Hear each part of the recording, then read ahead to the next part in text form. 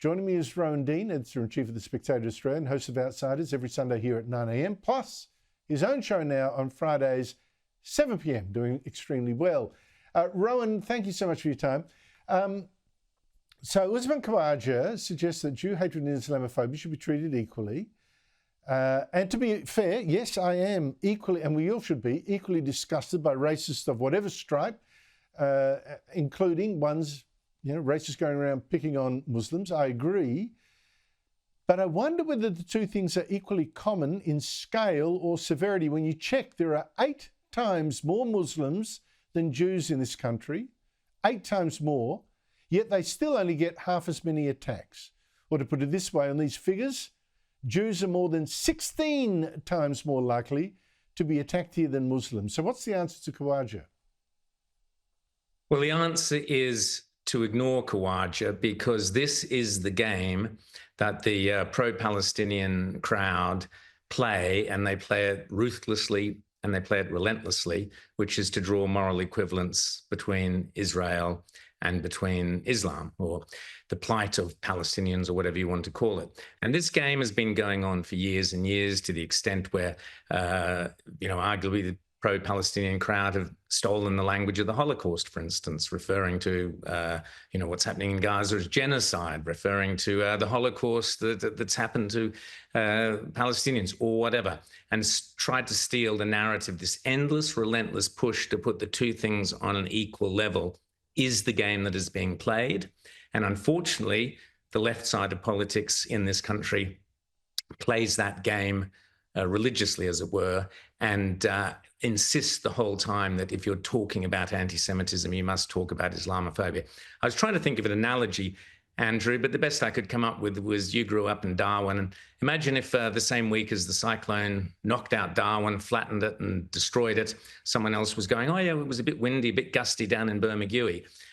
They're not equal. You don't talk about them in the same breath. They are completely separate things. Anti-Semitism is an ancient hatred, much of it from the Islamic world, but not exclusively, to rid the world of Jews, full stop. That's what anti-Semitism is about. It's a struggle or a fight or an evil that has persisted in the world down through the ages. And it takes many shapes and many forms. And it's disgusting whenever it happens. To talk about it, some women in a shopping centre, that's great. Let's call the police and get the police to investigate why the women in the shopping centre were harassed and hassled, and that's, who did it and why they did it, et cetera, et cetera.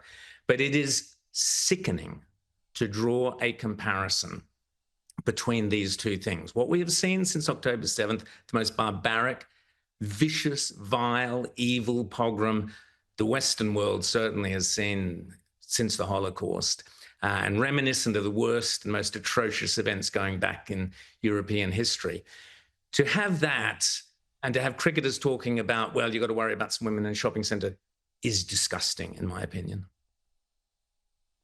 Well, also, I don't see people in synagogues or wherever urging, hatred against Islam or even attacks on Islam. And I don't see mosques burning, and I wouldn't want to see mosques burning, like I see synagogues being attacked, for instance. By the way, those figures I gave, they were for both for the 1 year after the October 7 attack, and I think it speaks for itself.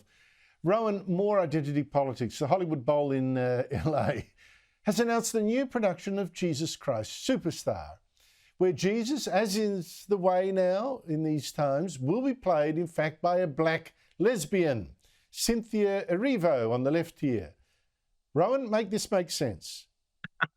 Well, Andrew, I've already rushed out and bought my tickets. I can't wait. I mean, who wouldn't want to see a black lesbian playing Jesus Christ in Andrew Lloyd Webber's greatest musical? I mean, I can't wait. It must be, her acting skills must be phenomenal, because I was under the impression, obviously a false impression, that actors were supposed to, in this new woke era, be of the identity of the person they're portraying. So, for example, if I'm the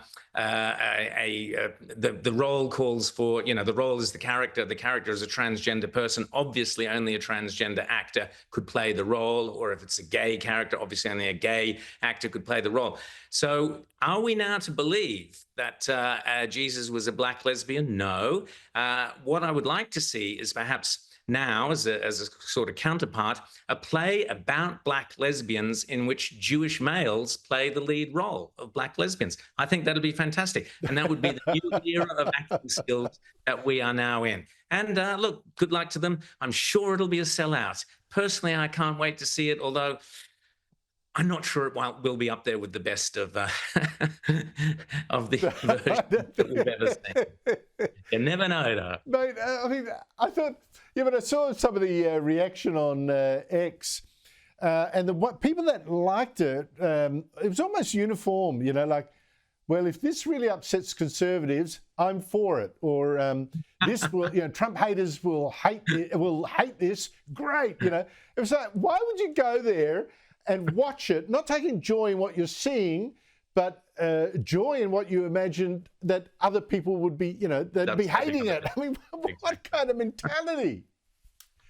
I don't get this. I don't get it. And you're quite right. I mean, how far we've gone. Do you remember Yasmin Abdel-Magid? You remember her? Yeah. She was a young Queenslander of the Year.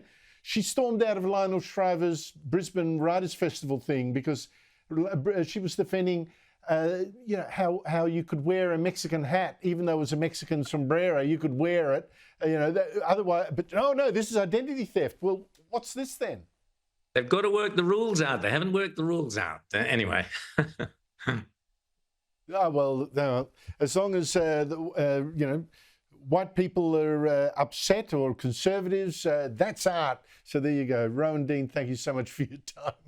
Thanks, Andrew. Seriously. Okay.